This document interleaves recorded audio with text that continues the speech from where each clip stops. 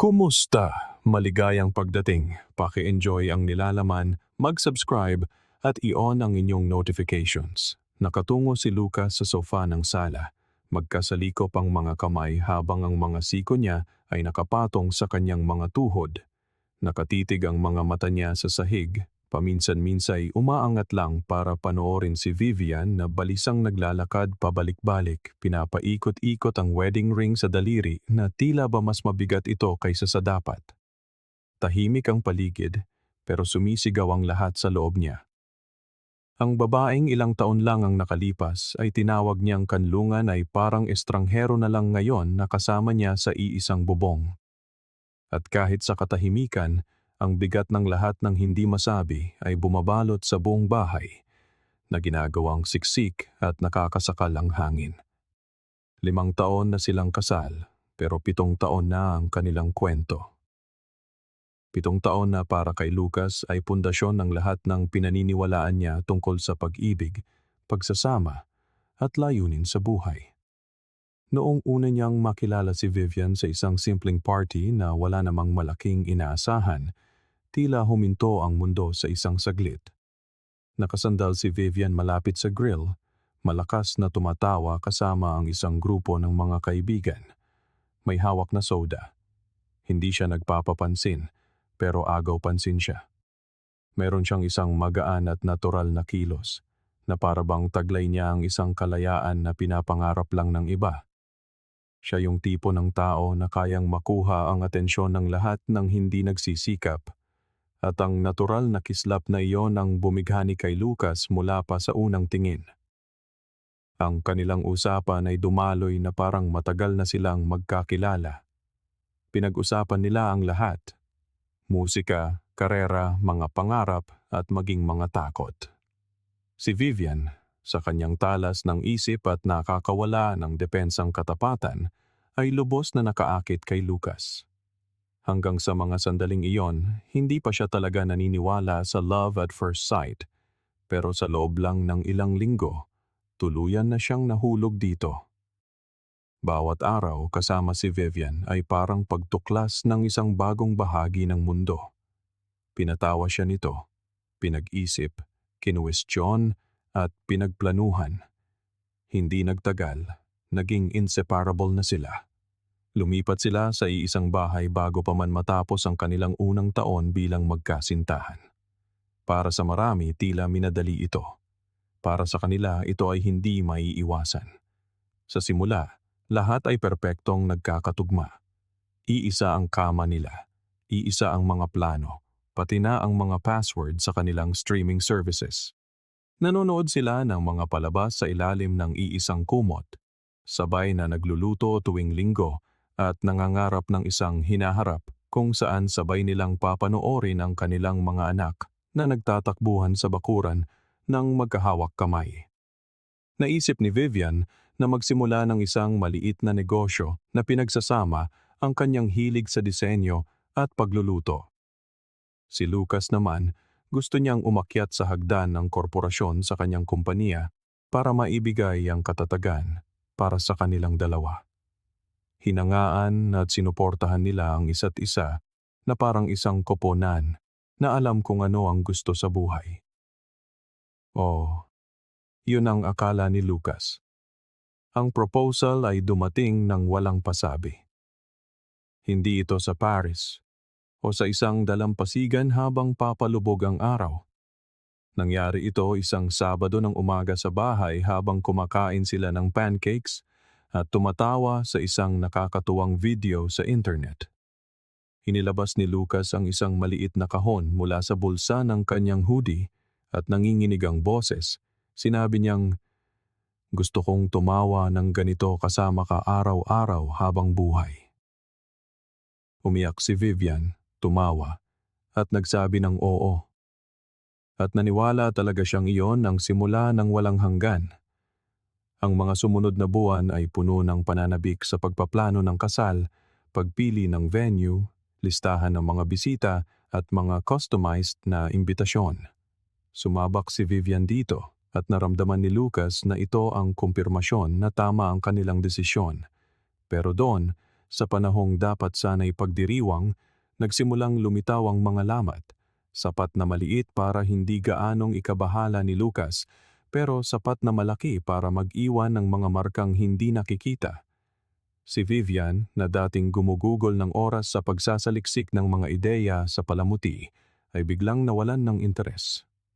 Tumigil siya sa pagpapadala ng mga reference, hindi pinansin ang mga mensahe ng mga wedding planner, at laging ipinagpapaliban ang mga desisyon gamit ang mga malabong dahilan. Masyadong maraming trabaho, sabi niya. Ayoko munang isipin yan ngayon. Naniwala si Lucas sa kanya. Ayaw niyang pilitin ito, lalo na't pagdudahan ang nararamdaman nila para sa isa't isa. Mas pinili niyang bigyan ito ng dahilan. Inisip niyang ang stress ng buhay adulto ay nauubos ang lakas nilang dalawa at normal lang ito. Pero sa kaibuturan niya, hindi. Sa halip na pag-usapan kung ano ang nangyayari, nanahimik si Lucas, umaasang babalik ang lahat sa dati. At si Vivian, sa kanyang bahagi, ay tila lalong lumalayo, na parang isang taong nanonood ng buhay sa labas ng isang bintana ng tindahan nang walang balak na hawakan ito. Ang mga usapan sa gabi ay naging mga salitang namumutawi sa pagitan ng mga hikab. Ang mga tawanan ay nabawasan. Ang pagtatalik ay naging madalang, mekanikal, halos parang isang obligasyon. At kahit noon pa man, patuloy na naniwala si Lucas na isa lang itong yugto, na lahat ng mag-asawa ay dumadaan dito. Naalala niya ang mga payong narinig niya habang lumalaki, yung mga cliche tungkol sa pag-ibig na hindi palaging pare-pareho kundi isang pang-araw-araw na pagpili. Kaya pinili niya araw-araw. Pinili niyang mahalin si Vivian kahit na hindi niya ito sinusuklian. Pinili niyang ipaglaban ang kanilang binuo. Pinili niyang maniwala na darating pa ang mas maganda. Ngunit ang katotohanan ay, nang hindi niya namamalayan, sinusubukan ni Lucas na buhayin ang isang bagay na unti-unti nang namamatay. At ginagawa niya itong mag-isa. Nagsimula niyang mapansin na mas madalas siyang gumugugol ng oras sa kanyang telepono, ngunit hindi niya ito gaanong pinansin. Sa huli, sino ba ang hindi gumagawa niyan ngayon? Minsan, ngingiti siya sa screen at mabilis natatalikod para hindi niya makita. Sa ibang pagkakataon, aalis siya para asikasuhin ang isang bagay na mabilisan lang at babalik pagkatapos ng ilang oras na may mga dahilan na hindi magkatugma. Ngunit si Lucas, na kumakapit sa pagtanggi, mas piniling isipin na ito ay dahil lang sa kanilang abalang buhay, hindi isang sinasadyang paglayo, dahil ang pagtanggap sa huli ay mangangahulugan ng pag-amin na ang kasal ay nakabitin na sa isang sinulid at hindi pa siya handa para doon. Ang pinakamasakit para kay Lucas ay hindi ang posibilidad na niloloko siya, kundi ang katotohanang gaano man siya magsikap, hindi na niya maabot si Vivian. Si Vivian ay naging anino na lamang ng dati niyang sarili at patuloy niyang iniisip kung may nagawa ba siyang mali, kung nabigo ba siya bilang isang asawa, kung marahil ay hindi na siya interesante, sapat na present o kailangan. Ang ganitong uri ng pagdududa ay unti-unting kumakain sa iyo mula sa loob hanggang sa gumuho ang lahat ng iyong pagkatao. Naaalala pa niya noong ngumingiti si Vivian sa kanya gamit ang kanyang mga mata, noong sinasabi niyang ligtas siya sa kanyang mga yakap. Ngayon, ang natitira na lang ay mahabang katahimikan at mga tinging walang laman. Ganoon pa man, nanatili si Lucas na nakaupo sa sofa na iyon, sinusubukang alamin kung paano ang dating masiglang pag-ibig ay naging isang walang kulay na ugali na lamang. At sa sandaling iyon, habang tinitingnan ng babaeng tila hindi sigurado kung gusto pa niyang manatiling asawa niya, naramdaman ni Lucas na may malubhang mali. Hindi niya lang alam kung gaano ito kalala. Sa isang gabing tila pangkaraniwan sa isang salo-salo, kasama ang mga dating kaibigan, nagsimulang gumuho ang mundo ni Lucas. At wala siyang kamalay-malay na aalis siya sa gabing iyon na may sugat na hindi na kailanman lubusang gagaling. Ang bahay ni Jeremy, isa sa mga pinakamatagal na kaibigan ng mag-asawa, ay puno ng malalakas na boses, hagikgikan, at mga basong itinaas para sa lahat at sa wala. Ito yung tipo ng pagtitipon na laging gusto ni Lucas. Simple, walang pagkukunwari. Isang grupo lang ng mga taong mahalaga sa kanya na nag-uusap tungkol sa buhay na parang walang katapusan ng oras. Maganda si Vivian noong gabing iyon. Nakasuot siya ng simpleng itim na bestida, nakalugay ang buhok, at tila mas magaan ang pakiramdam niya kaysa sa matagal na panahon. Pinayagan pa ni Lucas ang sarili na isipin na marahil ay nagsisimula na siyang bumalik sa dati niyang sarili. Gusto niyang maniwala. Pagkatapos ng hapunan, may nagmungkahi ng isang question and answer game, ang parehong laro na ginagawa nila mula pa noong kolehiyo. Bawat isa ay bubunot ng isang piraso ng papel mula sa isang mangkok, babasahin ng malakas ang tanong at sasagutin ng tapat. Nagtawanan ang mga tao sa mga nakakahiyang tanong, mga lumang kwento at mga kakatuwang pag-amin. Magaan ang pakiramdam. Walang sino man ang inaasahan na isang pangungusap ang magbabago sa takbo ng lahat. Nang si Vivian na ang bumunot, kinuha niya ang isang papel, binasa ito ng tahimik at bahagyang ngumiti. Ang tanong, kung mabibigyan ka ng pagkakataong balikan ang isang nakaraang relasyon, alin iyon at bakit? Sa isang segundo, natigilan siya. Dumapo ang kanyang mga mata kay Lucas, ngunit umiwas siya ng tingin nang makita ito. Pagkatapos, tumawa ng nerbiyoso na parang ayaw niyang magpahalata. Sinabi niya, siguro si Darren, yung ex ko noong college. Ang pangungusap na iyon ay tumama sa silid na parang bomba. Ang mahinang tawanan mula sa iilan ay nawala sa isang iglap. Isang awkward na katahimikan ang kumalat, na parang lahat ay naghihintay na sabihin niyang nagbibiro lang siya. Pero hindi niya ginawa. Natigilan si Lucas. Naramdaman niyang huminto ang kanyang puso sa isang sandali. Darren. Ang pangalan ay umaling-aw-ngaw mula sa malayo, ngunit may mapait na lasa. Alam niya kung sino si Darren, syempre. Binanggit siya ni Vivian ng ilang beses sa mga nakaraang taon, palaging may kaunting pang-aalipusta o bilang isang halimbawa ng ayaw na niyang maranasan muli. Niloko niya ako. Ginawa niya akong tanga. Ayaw ko na sa isang taong tulad niya, sabi pa niya dati. At ngayon, sa harap mismo ng kanilang mga kaibigan, inaamin niyang babalikan niya ang relasyong iyon. Iyon pa talaga. Napansin niyang nagbago ang Bunwiki, marahil mas mabilis kaysa sa inaasahan niya. Sinubukan niyang tumawa ng nerbiyoso saka sinabing, "Guys, kalma lang. Laro lang to. Huwag niyong seryosohin. Isang alaala lang yon. Walang ibig sabihin." Ngunit ang mga salita ay nasabi na. At kapag nasabi na, hindi na ito mababawi. Patuloy na tinitingnan siya ni Lucas. Ngunit sa pagkakataong ito, hindi na ito isang tingin ng isang taong sinusubukang umunawa. Ito ay ang tingin ng isang taong nalaman na natutulog siya sa tabi ng isang taong patuloy na tumitingin sa nakaraan.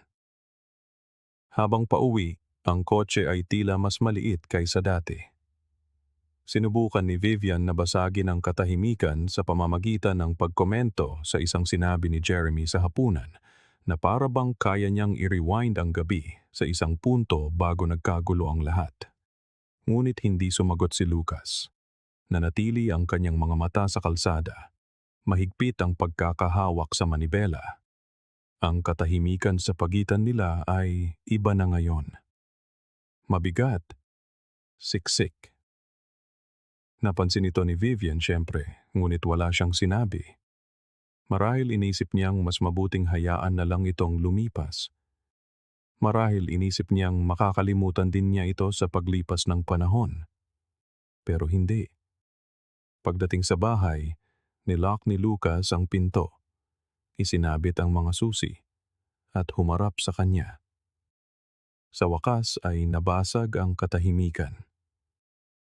Bakit mo sinabi yon? Natigilan si Vivian sa pagtanggal ng kanyang mga hikaw. Napatigil siya sandali na parang maingat na pinipili ang kanyang mga salita bago ito bitiwan. Baby, biro lang yon. Alam mo naman kung paano ang mga larong to. kung ano-ano lang ang sinasabi ng mga tao, pero hindi kung ano-ano lang ang sinabi mo. Putol niya, mahinahon ngunit matatag ang boses. Sinabi mo si Darren, siya pa, sa lahat ng tao. Alam mo ba kung gaano kasakit yon? Bumuntong hininga si Vivian, naiinis. Nagkrus siya ng mga braso at sinabing, naging tapat lang ako. Hindi ibig sabihin na may nararamdaman pa ako para sa kanya.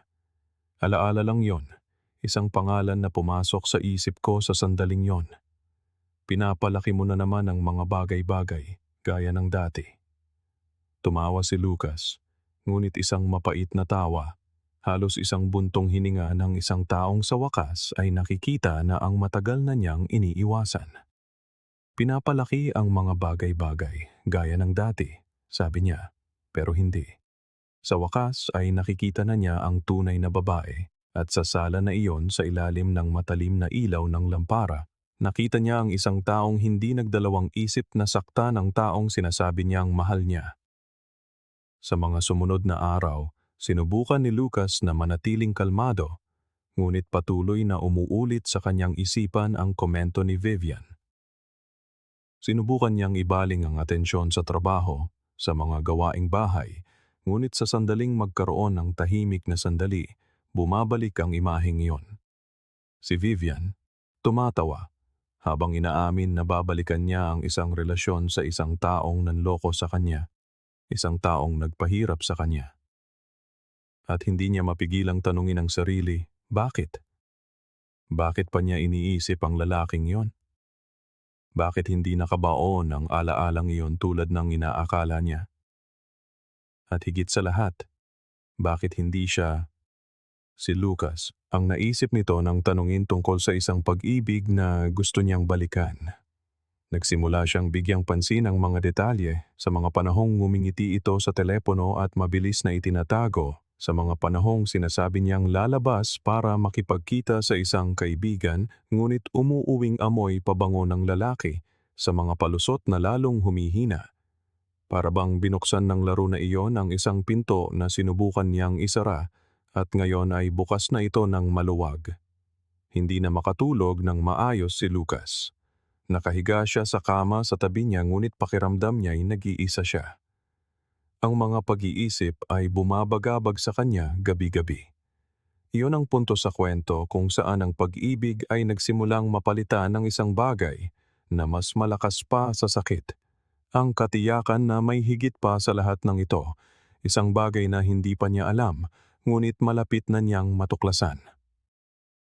Nakaupo si Lucas sa mesa ng kusina, nakatitig sa isang tasa ng kape na lumalamig sa pagitan ng kanyang mga daliri. Halos 2:00 na ng umaga ang sabi ng orasan sa pader, ngunit hindi niya man lang nararamdaman ang paglipas ng oras. Tahimik ang apartment, ngunit hindi ito isang payapang katahimikan.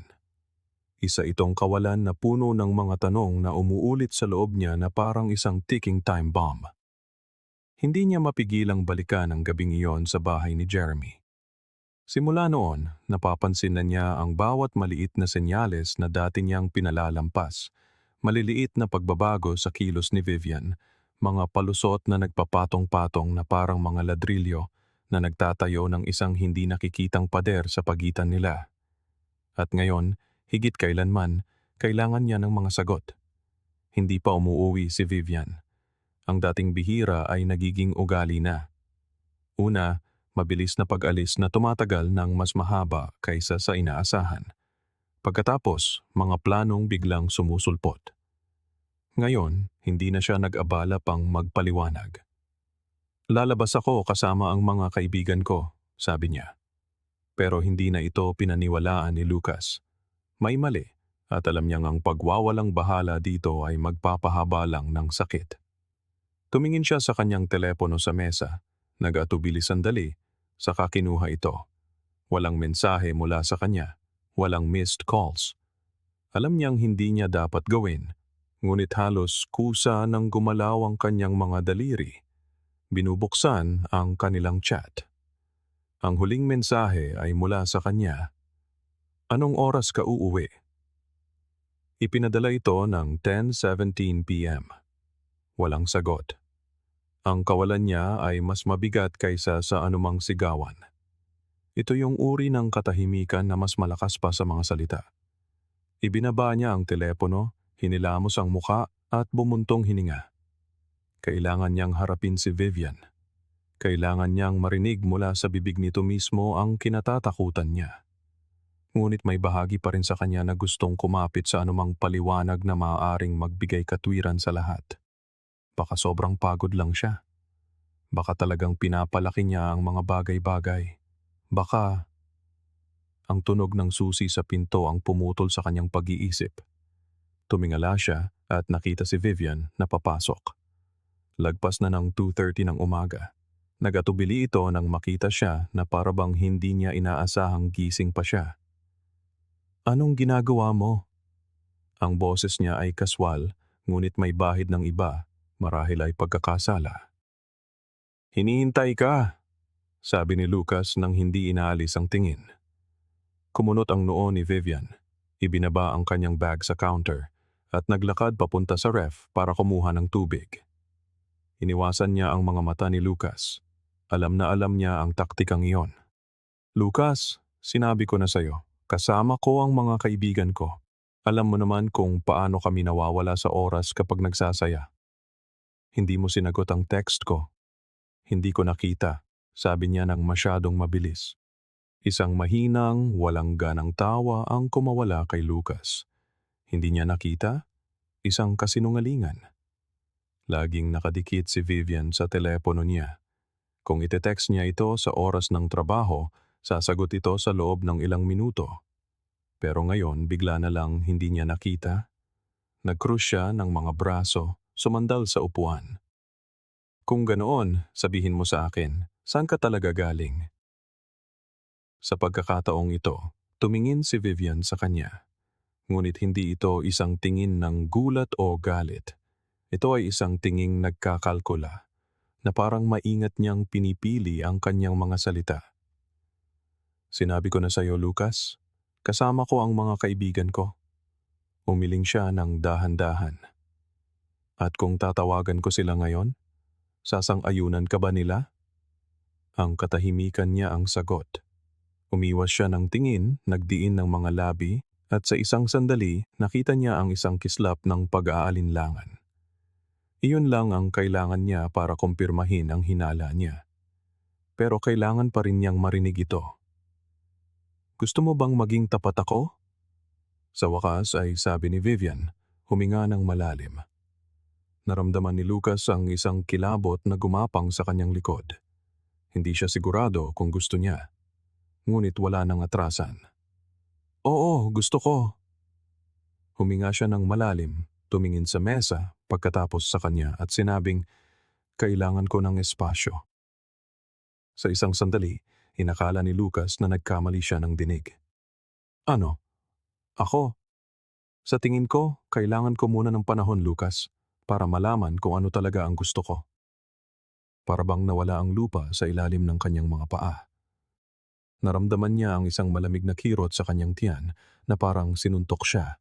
"Panahon para saan, Vivian?" Nanahimik siya. Ang kanyang mga mata ay malayo, na para bang nasa ibang lugar siya kasama ang ibang tao. Doon niya naintindihan. "Kailangan mo ng panahon para makita si Darren?"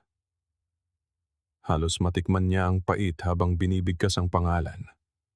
Nakita niyang nanigas ang katawan ni Vivian. Mas mabilis na kumurap ang mga mata nito. Nagtagal bago siya sumagot. "Hindi naman eksakto yan. Pero iyon na nga." "Siyempre, iyon na nga." Naramdaman ni Lucas ang galit na umaakyat sa kanyang dibdib. Ngunit kasabay nito, isang kakaibang kalmado ang bumalot sa kanya. Para bang sa wakas ay naintindihan ng puso niya ang matagal nang tinatanggihan ng isip niya. Wala na talaga si Vivian. Marahil, matagal na siyang wala. "Gusto mong maghintay ako habang inaalam mo kung sapat pa ba ako para sa'yo?" Tanong niya. Matatag ang boses ngunit may halong sakit na hindi niya maitago. Ibinuka ni Vivian ang kanyang bibig, ngunit walang lumabas. Dahil alam niya sa kaibuturan, iyon mismo ang hinihiling niya. Gusto niya ang seguridad ng kasal habang hinahabol ang isang multo mula sa nakaraan. At ang mas malala pa, inaasahan niyang okay lang ito kay Lucas. Dahan-dahan siyang tumayo. Mabigat ang kanyang katawan na parang bawat selula ay tumatangging iproseso ang nangyayari. Tiningnan niya si Vivian sa huling pagkakataon at sa unang pagkakataon sa mahabang panahon, hindi pagmamahal ang naramdaman niya. Awa. Nakapagdesisyon ka na, Vivian? Pagkasabi niyon, tumalikod siya at lumabas ng silid, iniwan hindi lang ang usapang iyon, kundi lahat ng pinaniwalaan niyang mayroon sila. Naglakad si Lucas sa pasilyo patungo sa silid tulugan, hinihila ang bigat ng huling pag-uusap nila ni Vivian sa bawat hakbang. Ang mga salita nito ay patuloy na umuulit sa kanyang isipan na parang sirang plaka. Kailangan ko ng espasyo. Na parabang ang pag-ibig ay isang bagay na maaaring i-pause, na parabang isa lang siyang opsyon sa estante habang nagpapasya ito kung gusto pa siya. Isinara niya ang pinto ng kwarto at sumandal dito, bumuntong hininga ng malalim. Kumakabog ang kanyang puso, ngunit isang kakaibang kalinawan ang namumuo sa kanyang isipan. Wala nang pagdududa, wala nang puwang para sa pagtanggi. Nakapili na si Vivian, kahit hindi niya ito sinabi ng direkta. Ang katahimikan nito ay mas malakas pa sa anumang paliwanag. At ngayon, ano? Ano ang gagawin mo kapag napagtanto mong ang lahat ng iyong binuo ay gumuho sa harap mismo ng iyong mga mata? Tumingin siya sa paligid ng kwarto. Ito ang parehong lugar kung saan sila nagbahagi ng napakaraming gabi. Nagbulungan ng mga lihim sa dilim. Gumawa ng mga plano para sa isang hinaharap na ngayon ay parang isang kasinungalingan. Naaamoy pa niya ang pabango nito sa unan.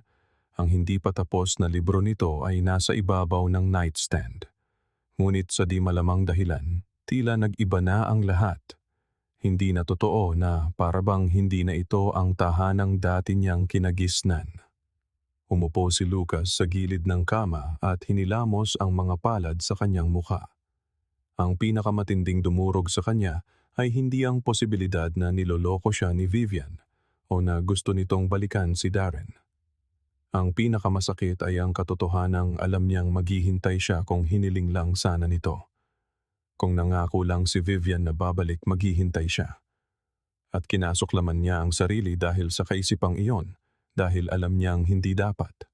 Alam niyang walang sino man ang karapat-dapat na ilagay sa ganoong sitwasyon. Narinig niya ang mga yapak ni Vivian sa pasilyo. Nag-atubili ito sandali bago marahang kumatok sa pinto na parabang takot sa sarili nitong desisyon. Lucas, pwede ba tayong mag-usap? Hindi siya agad sumagot. Patuloy lang siyang nakatitig sa kawalan. Ang isip ay gulong-gulo sa lahat ng maaari niyang sabihin. Sa huli, bumuntong hininga na lang siya at sinabing, "Pumasok ka." Dahan-dahan itong binuksan ang pinto na parang pumapasok sa isang hindi pamilyar na lugar. Iba na ang itsura ng mukha nito ngayon. Wala na ang kumpiyansang taglay nito kanina lang. Mukha itong pagod, nalilito, at marahil ay nagsisisi. Pero hindi na alam ni Lucas kung maniniwala pa ba siya sa alinman sa mga ekspresyon nito. Tumigil si Vivian malapit sa paanan ng kama, magkasalikop ang mga braso, nakayuko bago tumingin sa kanya. "Hindi ko kailanman ginustong saktan ka." Isang mahina at walang ganang tawa ang kumawala kay Lucas. "Pero ginawa mo." Saglit na ipinikit ni Vivian ang mga mata, huminga ng malalim na parabang sinusubukang buuin ang sarili. "Gusto ko lang, kailangan kong malaman kung itong pagdududa ko ay panandalian lang o kung ito ba ay isang mas malaking problema."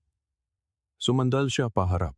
Ang mga siko ay nakapatong sa tuhod at tinitigan ito ng isang tingin na hindi na nagmamakaawa o galit, kundi puno ng mapait na pagtanggap. "Wala kang pinagdududahan, Vivian. Gusto mo lang malaman kung may pakialam pa sa'yo si Darren."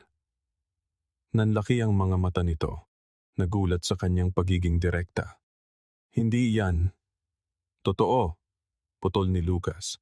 mas tiyak na ang boses ngayon. Kung hindi, hindi ka hihingi ng panahon. Hindi ka aalis ng gabi-gabi at babaliwalain ang mga mensahe ko. Hindi ka sana narito ngayon, sinusubukang bigyan ng katwiran ng isang bagay na hindi maipapaliwanag. Bumagsak ang katahimikan sa pagitan nila, mabigat at hindi komportable. Kinagat ni Vivian ang ibabang labi at tila may hinahanap sa kanyang mga mata. Pero wala na doon si Lucas. Ang lalaking gagawin ng lahat para isalba ang kanilang pagsasama ay unti-unti nang naglalaho sa harap niya. Kailangan ko lang makasiguro. Bulong nito halos sa sarili na lamang. Tumayo si Lucas.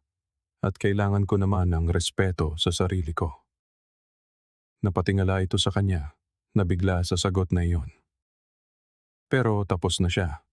Naglakad siya papunta sa aparador, binuksan ito at nagsimulang kumuha ng mga damit. Inilabas niya ang isang maleta, ipinatong sa kama at nagsimulang magtupi ng mga damit sa isang methodikal na paraan. Walang pagmamadali o galit sa kanyang mga kilos. Kalmado siya. Isang nakakatakot na kalmadong hindi ka panipaniwala. Lumapit si Vivian, nalilito. Anong ginagawa mo? Hindi siya tumingin dito nang sumagot. Binibigyan kita ng panahong gusto mo. Kumunot ang noon nito, hindi makapaniwala. Lucas, teka. Hindi mo kailangang umalis. Pwede nating pag-usapan to. Sandali siyang huminto, tiningnan ito. At sa unang pagkakataon ay napagtanto niyang hindi talaga nito inaasahan ang reaksyong ito. Akala nito maghihintay siya na mananatili siyang matiyaga habang nagpapasya ito kung siya ba o hindi ang pipiliin. Dahan-dahan niyang isinara ang zipper ng maleta. Lagi naman akong nandito, Vivian. Lagi kitang pinipili. Pero sa pagkakataong ito, sarili ko naman ang pipiliin ko. Binuka ni Vivian ang bibig para magsalita, ngunit walang lumabas na salita dahil sa kaibuturan niya, alam niyang wala nang salitang makakapag-ayos nito. Kinuha ni Lucas ang maleta, huminga ng malalim at nilagpasan ito palabas ng kwarto, palabas ng apartment, palabas sa buhay na dati nilang pinagsaluhan.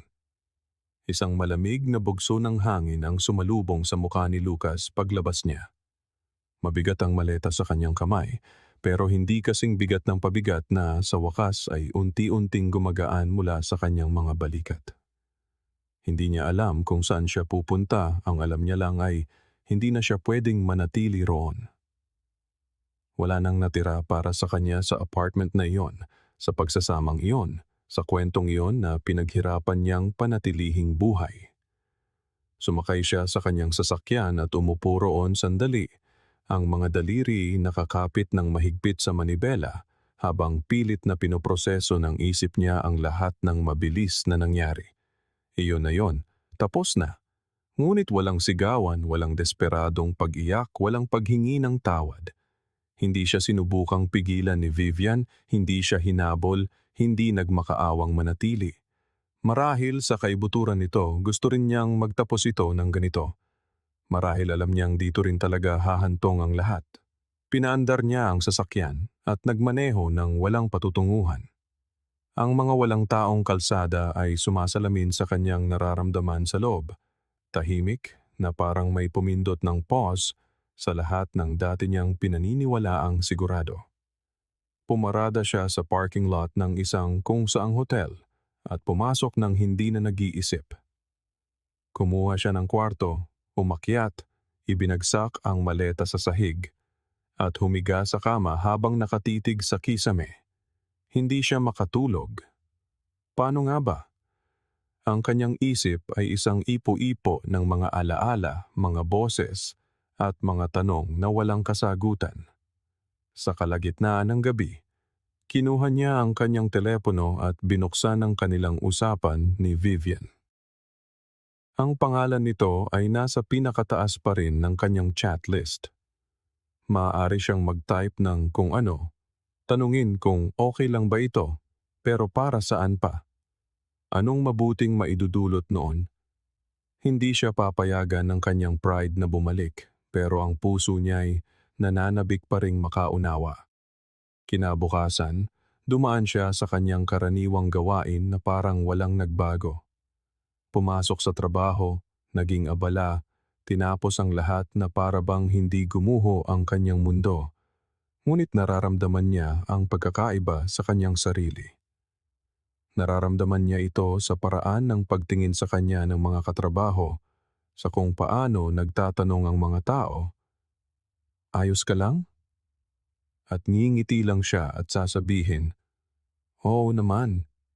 Lumipas ang mga linggo. Nagsimula ang proseso ng diborsyo at napakabilis ng lahat.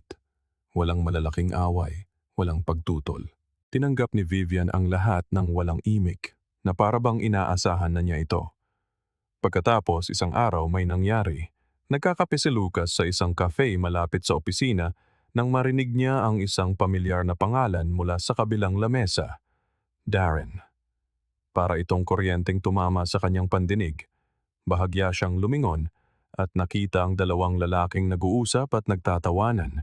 Ang isa sa kanila ay nagkukwento tungkol sa isang katrabaho na nakipagbalikan sa dati nitong kasintahan. Iniwan niya yung asawa niya para sa lalaki. "Makapaniwala ka ba roon?" sabi ng isa. Naramdaman ni Lucas na nanlamig ang kanyang sikmura. Ayaw niyang makinig, ngunit hindi niya mapigilan. Ang malala pa, yung lalaki mayroon ng ibang dine date. Parang gusto lang niyang patunayan na kaya niya pa ring makuha yung babae, di ba? Ego trip lang. Natigilan si Lucas. Lumalamig na ang kanyang kape at nawala ang mga ingay sa paligid. Hindi na niya kailangang itanong kung sino ang kanilang pinag-uusapan. Alam niya. Isinuko ni Vivian ang lahat para kay Darren, pero hindi naman pala siya talaga gusto nitong balikan. May kakaiba siyang naramdaman. Hindi ito kaligayahan o paghihiganti. Isang pakiramdam ng kawalan, isang mapait na katotohanan na sa huli, sinira ni Vivian ang lahat para sa isang bagay na hindi naman pala totoo. Pagkaalis sa cafe, sinulyapan niya ang kanyang telepono. Naisip niyang padalhan ito ng mensahe para itanong kung ayos lang ba siya. Ngunit pagkaraan ng ilang sandali, nilock niya ang screen at isinilid ito pabalik sa kanyang bulsa. Ginawa niya ang kanyang desisyon. At sa unang pagkakataon, payapa na siya sa naging desisyon niya. Salamat sa panonood ng video. Kung nagustuhan ninyo, huwag kalimutang mag-subscribe sa channel at i-on ang notifications para hindi kayo mahuli sa mga susunod pang kwento. Hanggang sa muli.